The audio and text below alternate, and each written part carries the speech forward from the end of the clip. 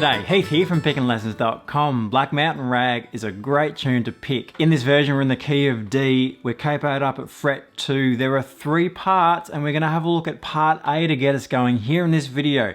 If you head to pickinglessons.com, you'll have to grab yourself a copy of the tablature we're working through, and in the member section there we'll break down the remainder of the lesson, look at part B and part C. You'll have play along and backing tracks there to help you out as well, so pickinglessons.com. Let's start out though looking at this part A, this real feature of the melody.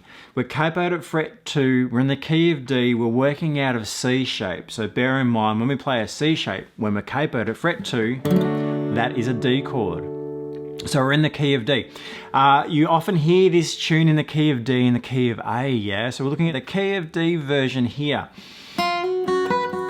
This opening theme,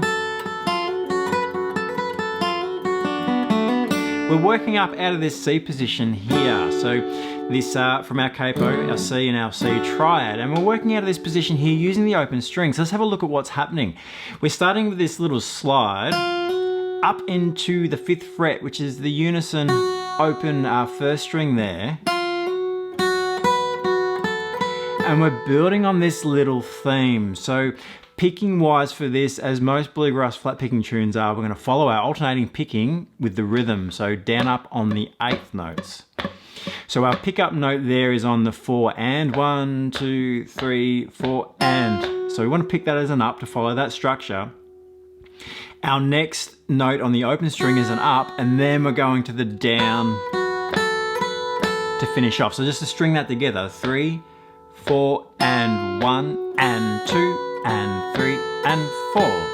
Just get used to coming in on that offbeat. 3, 4 and 1 and 2 and 3 and 4. So the slide is over 2/8, so don't rush it. 3, 4 and 1 and 2 and 3 and 4 and 1.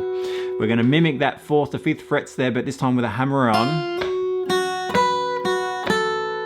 Little variation on the melody. Before we repeat, to close out the phrase. Okay, we're going to move into this open position. So looking at that there, we have that hammer on the upstroke. Open E is where we're going to move our hand, our left hand, down to the 1st fret, into the 1st and 2nd frets there. Hammer on, back to the C to resolve.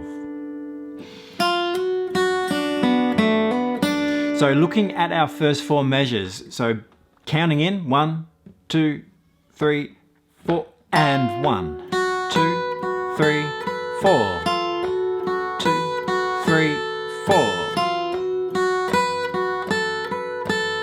Changing positions. Yeah, so that's our theme. We're going to repeat that essentially for the next 4 measures, giving us 8 for this part A. We have 8 measures in part B and double that, 16 measures for part C. So looking at part A here, we do just repeat it again, but to get us back into the repeat, we're going to slide up from that 3rd fret this time because we're in this open position. We're going to take our 3rd finger and slide in fret 5 there. So we've closed out the first phrase. Okay, and then we're hammering, then we're sliding into that next little passage.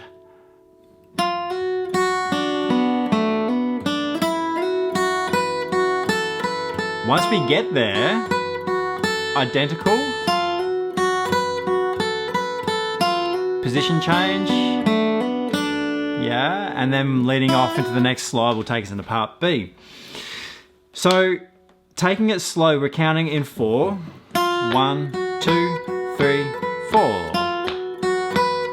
And notice the right hand, 1 and 2 and 3 and 4. So right hand structure is really important. Fingering is pretty straightforward, remembering that once we get to that 3rd finger on the 5th fret, we just stay and prop between 1st and 3rd fingers, position change to close out the phrase back to 1st and 2nd. Bear in mind these fiddle tunes are often picked quick, and notice at the beginning of the music there's that C with a line through it. That's cut common time, and when we count this, we essentially will fill it in 2 beats as we increase the tempo. As we're learning, fill it in 4, just as we did then. Yeah, but once you build up the tempo, you're gonna be wanting to feel it in cut time. And so that's basically 2 minimum beats in every, or 2 half beats in every measure. So more like this.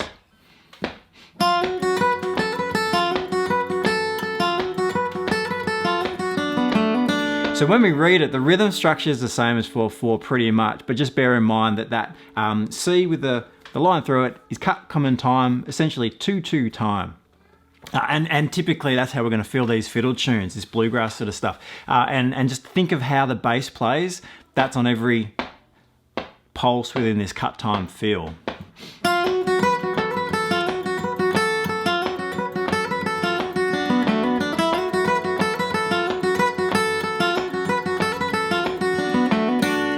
So there's our opening section. It's a real iconic part of the tune, yeah? It's the real feature melody of this tune, that part A melody. Get to know that, pickandlessons.com. We are going to break down the remainder of this arrangement in the member section there. You can grab yourself a copy of the tablature, and we do have some play along and backing tracks just to help as you're learning them as well. So pickandlessons.com. I'll see you there.